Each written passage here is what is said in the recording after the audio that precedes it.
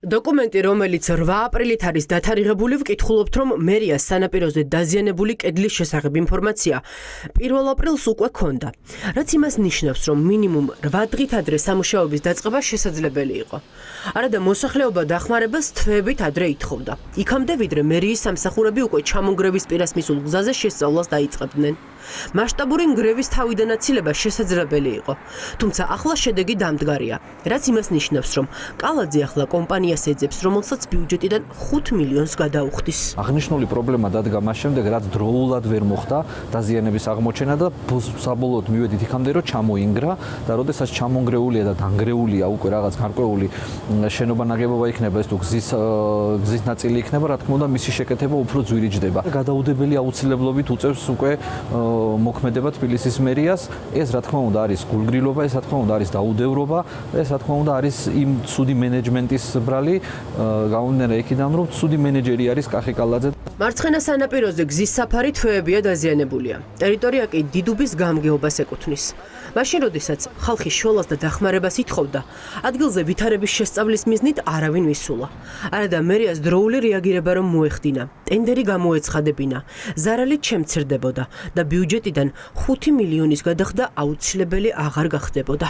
თბილისელებს უწევთ ცხოვრება ისეთ გარემოში, სადაც არ არის დაცული ელემენტარული უსაფრთხოება და რა თქმა უნდა იხარჯება ფული, იხარჯება ჩვენი მოქალაქეების მიერ გადახდილი გადასახადები სრულიად უაზროდ, არაეფექტიანად, არაეფექტურად და ერთი და იგივე საქმეში და ეს არ არის პირველი შემთხვევა, როდესაც რამდენიმე მილიონი ლარით ზედმეტს ვხარჯავთ.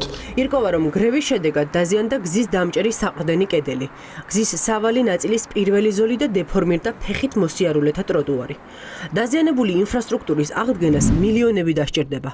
ეს არ არის პირველი შემთხვევა, როცა დაგვიანებული რეაგირების ან არასწორად შესრულებული სამუშაოების გამო ბიუჯეტიდან მილიონობით ლარი იხარჯება, რაც კორუფციის ეჭვებს აჩენს. საჯარო ინფრასტრუქტურის ჯეროვანი მოვლის საკითხი არ არის მხოლოდ საჯარო სივრცეების უსაფრთხოებასთან დაკავშირებული, ეს დაკავშირებული არის ასევე ფინანსურ საკითხებთან, ვინაიდან დროული პრევენცია ასეთი პრობლემების ნიშნავს ბიუჯეტიდან მეტი თანხების ეკონომიას, მაგრამ ჩვენ ვხედავთ, რომ კალაძისთვის და ქართული ოცნებისთვის არაფრით არ არის საინტერესო საჯარო სივრცეების უსაფრთხოება და ისინი მუდმივად სხვებზე, ხან დედაბუნებაზე, ხან კონტრაქტორ კომპანიაზე, ხანაც უბრალო მოქალაქეებზე იშვერენ ხოლმე ხელს, როდესაც წარმოიქმნება პრობლემა. არავინ იცის კიდევ რამდენი ტერიტორიაა დედაქალაქში, რომელსაც შესწავლა და დროული რეაგირება სჭირდება.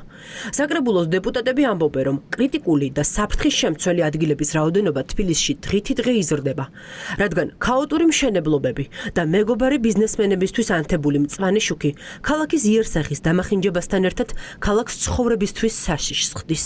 მერია ვალდებულიც კი იყო, რომ შეესწავლა სავარაუდოდ პრობლემური და რაღაცა კრიტიკული საფრთხის შემცველი ტერიტორიები ქალაქში, რაც ძალიან ბევრი გვაქვს სამწუხაროდ, რაც გამოწვეულია სავარაუდოდ მშენებლობების გამო, იმიტომ რომ მიწისქვეშა მიმდინარე პროცესები, რაც მშენებლობის მოსამზადებელ სამუშაოებთან არის დაკავშირებული, ხშირ შემთხვევაში იწვევს ამ პროცესების დაძვრას და ჩვენ ვხედავთ, რომ ფაქტობრივად მტკვრის სანაპიროზე ბეწუზე არის მოქალაქეები გადარჩენილი.